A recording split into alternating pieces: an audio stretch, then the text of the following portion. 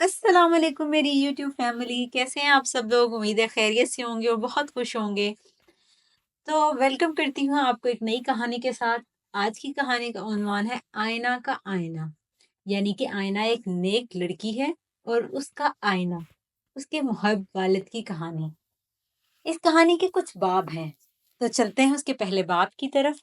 پہلا باب ہے آزمائش اور طوفان۔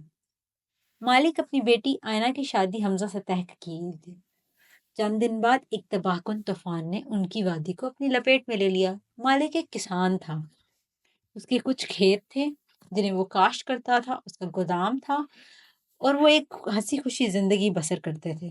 لیکن جب ایک دن ایسا ہوا، ایک طوفان آیا جس نے پوری وادی کو اپنی لپیٹ میں لے لیا۔ پہاڑوں سے ہوائیں گرجتی گزری، بارش لگاتار برستی رہی اور صبح تک مالک کا کھیت، جو اس کی روزی کا واحد ذریعہ تھا، برباد ہو چکا تھا۔ فصلیں بہہ گئیں، چھوٹا سا لکڑی کا گودام منہدم ہو گیا۔ مالک اپنے گھر کے زینے میں بیٹھا سر جھکائے بے بسی کی کیفیت میں ڈوبا ہوا تھا۔ وہ سوچ رہا تھا، اب میں آئینہ کے لیے کیا کروں؟ اب میں آئینہ کی شادی کیسے کروں گا؟ اب اس کی شادی کیسے ہوگی؟ آئینہ جب اپنے والد کی آنکھوں میں درد دیکھا تو اس کے پاس جا بیٹھی اور اس کے کندھے پر ہلکا ہاتھ رکھا۔ ابا، وہ نرمی سے بولی، کیا آپ کو یاد ہے آپ نے مجھے کیا سکھایا تھا؟ آپ ہمیشہ کہتے ہیں اللہ ان لوگوں کو آزماتا ہے جن سے وہ محبت کرتا ہے۔ مالک نے سر ہلایا۔ بیٹی کی باتوں نے اس کو تسلی نہیں دی، اس کا دل بوجھل بوجھل تھا۔ ہم نے کھیت کھو دیے ہیں آئینہ، آئینہ نے کہا، لیکن ہمارا ایمان قائم ہے۔ ہم نے ایک دوسرے کو نہیں کھویا بابا، آئیں دعا کریں۔ ابا اللہ سے رہنمائی مانگتے ہیں۔ پھر دونوں کے آنکھوں میں آنسو لیے انہوں نے ہاتھ اٹھائے، انہوں نے اللہ سے صبر، طاقت اور نئی راہ کے لیے فریاد کی۔ دوسرا باب، اجنبی کا تحفہ۔ اگلے دن جب مالک گاؤں میں جا رہا تھا، ایک بزرگ شخص نے اسے روکا۔ یہ عبد الرحمن تھے، جو اپنی سخاوت کے لیے مشہور تھے۔ مالک، میں نے طوفان کی تباہی کے بارے میں سنا ہے۔ مجھے پتا چلا ہے کہ تم نے بھی اپنے کھو دیے ہیں۔ میں مدد کرنا چاہتا ہوں تمہارا۔ ملک نے سر ہلاتے ہوئے کہا، بھائی، میں خیرات قبول نہیں کر سکتا، مجھے خود سے دوبارہ کھڑا ہونا ہے۔ عبد الرحمن مسکرائے، بھائی یہ خیرات نہیں ہے، یہ تو قرض ہے، جب چاہو لوٹا دینا اور یہ لے لو۔ انہوں نے مالک کو ایک چھوٹا سا تھیلا دیا اور چل پڑے۔ مالک نے تھیلا کھولا تو حیران رہ گیا، اس میں سونے کے سکے تھے۔ وہ پورا تھیلا سونے کی سکوں سے بھرا ہوا تھا۔ تیسرا باب، شادی کی تیاری۔ عبد الرحمن کے دیے ہوئے پیسوں سے مالک نے آئینہ کی شادی کی تیاری شروع کی۔ اس نے کپڑے خریدے، گودام کو دوبارہ تعمیر کروایا اور تھوڑا سا رقم شادی کی ضیافت کے لیے بچا دیا۔ آئینہ اپنی معمول کی عبادات، قرآن کی تلاوت اور محتاجوں کی مدد میں مصروف رہی۔ وہ شادی کے لیے خوش تھی، لیکن وہ عاجز اور بدایمان تھی۔ وہ ایک نیک لڑکی تھی۔ ایک شام آئینہ نے چند مسافر دیکھے جو تھکے اور بھوکے لگ رہے تھے۔ وہ فوراً بارچی خانے میں گئی، کھانے کا انتظام کیا اور مسافروں کو دیا۔ مسافروں نے ان کا شکریہ ادا کیا اور ان کا شکریہ سن کر آئینہ نے دل سے دعا کی، اللہ آپ سب کو سلامت رکھے۔ چوتھا باب، ایک پراسرار مہمان۔ 2 دن بعد ایک پراسرار مہمان بزرگ شیخ ابراہیم ان کے گھر آئے۔ انہوں نے آئینہ کو ایک آئینہ دیا، آئینہ میں ایک مرر دیا اور کہا، یہ تمہیں یاد دلائے گا تم کون ہو۔ آئینہ نے شکریہ ادا کیا، اگرچہ وہ ابھی تک اس تحفے کی اہمیت نہیں سمجھی تھی۔ باب نمبر 5، عکس کی طاقت۔ شادی کے دن آئینہ نے جب آئینے میں دیکھا تو اسے اپنے بجائے ان لوگوں کے چہرے دکھے جن کی اس نے مدد کی تھی۔ اس کی آنکھوں میں آنسو آ گئے۔ وہ جان گئی کہ یہ آئینے کا حسن اس کی روح کے اعمال کو ظاہر کرتا ہے، نہ کہ اس کے چہرے کو دکھاتا ہے۔ چھٹا باب، بابرکت اتحاد۔ شادی خوشیوں بھری تھی۔ مالک نے کہا، میں دنیا کا امیر ترین آدمی ہوں کیونکہ میری بیٹی نے مجھے سکھایا کہ اصل حسن دل کا ہے۔ 7واں باب، نئے سفر کی آزمائش۔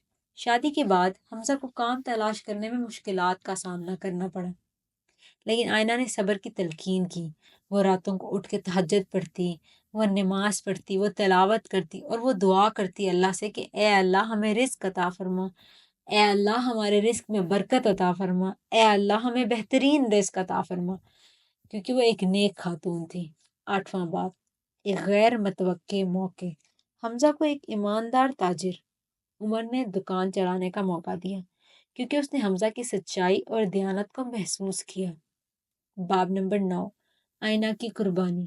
ایک غریب عورت اور بچوں کو بھوکا دیکھ کر آئینہ نے اپنا کھانا بانٹ دیا اور اللہ پر بھروسہ کیا کہ وہ انہیں نوازے گا۔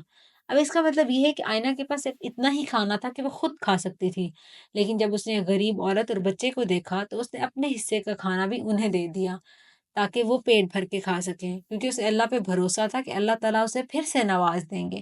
10واں باب، تاجر کا راز۔ تاجر عمر نے دکان حمزہ کے حوالے کر دی، یہ ان کی ایمانداری کا صلہ تھا۔ اس نے کہا کہ آج سے اس دکان کو تم سنبھالو گے، مجھے تم پر پورا بھروسہ ہے۔ 11واں باب، ایک وراثت کی تعمیر۔ اب حمزہ اور آئینہ کی دکان چلنے لگی، ان کو وہاں سے ایک معمول رقم آنے لگی۔ جب انہیں اچھی رقم آنے لگی تو انہوں نے کہا کہ کیوں نہ ہم اس رقم کو کسی اچھے نیک اعمال میں لگائیں، کیوں نہ ہم گاؤں والوں کے ساتھ ایک اچھا کام کر لیں، کیوں نہ ہم گاؤں والوں کے بچوں کے لیے تعلیمی اور فلاحی کاموں میں حصہ لے لیں تاکہ بچے سکولز میں جا کے تعلیم حاصل کر سکیں اور بڑوں کے لیے فلاحی کاموں کے ادارے بنائے جا سکیں۔ 12واں باب، مالک کی آخری نصیحت۔ مالک نے آئینہ اور حمزہ کو یاد دلایا کہ اصل کامیابی اللہ کی رضا میں ہے۔ مالک کیونکہ عمر کے اس حصے میں تھا کہ وہ بیمار رہنے لگا، اور جب بیمار رہنے لگا تو اس نے ایک دن حمزہ اور آئینہ کو بلایا، ان سے کہا کامیابی اللہ کی رضا میں ہے۔ اس کے کچھ ہی دن بعد مالک پرسکون اس دنیا سے رخصت ہو گیا۔ 13واں باب، نعمتوں بھری زندگی۔ آئینہ نے وہ آئینہ دوبارہ دیکھا، ان میں ان سب لوگوں کے چہرے دکھے جن سب کی اس نے مدد کی تھی، چاہے وہ کسی کو کھانا کھلانا ہو، چاہے وہ مسافروں کو کھانا کھلانا ہو، چاہے وہ کسی کی مدد کرنا ہو، اس نے ان سب کے چہرے دیکھے۔ اسے احساس ہوا کہ ہر نیک عمل روح پر ایک مثبت اثر چھوڑتا ہے۔ جو لوگ اچھا کام کرتے ہیں تو وہ ان کی روح پہ اثر ہوتا ہے، نہ کہ ان کے چہروں پر۔ اس کہانی سے ہمیں بہت سارے سبق ملے۔ یہ کہانی ہمیں سکھاتی ہے صبر، ایمان اور نیک اعمال سے ہر آزمائش پر قابو پایا جا سکتا ہے۔ اللہ ہمیں اور آئینہ اور حمزہ کی طرح بالایمان، مہربان اور شکر گزار بنائے۔ اللہ ہمیں نیک بندے بنائے، اپنے پرہیزگار، اپنے نمازی پرہیزی اور قرآن پاک کی تلاوت کرنے والے بندے بنائے۔ آمین ثم آمین۔ مجھے امید ہے کہ آپ کو یہ کہانی بہت پسند آئی ہوگی۔ اپنے بچوں کو سنائیں، خود سنیں۔ اگر آپ کو میری یہ کہانی پسند آئی ہو تو میرے چینل کو سبسکرائب کریں، میری ویڈیوز کو لائک کریں اور اپنے فرینڈس کے ساتھ شیئر کرنا نہ بھولیے گا۔ ارے رکیں، ایک اور بات تو کہنا بھول گئی میں آپ کو کہ بیل آئیکن کو ضرور پریس کیجیے گا تاکہ میری آنے والی ویڈیوز آپ کو فوراً وقت پہ مل سکیں۔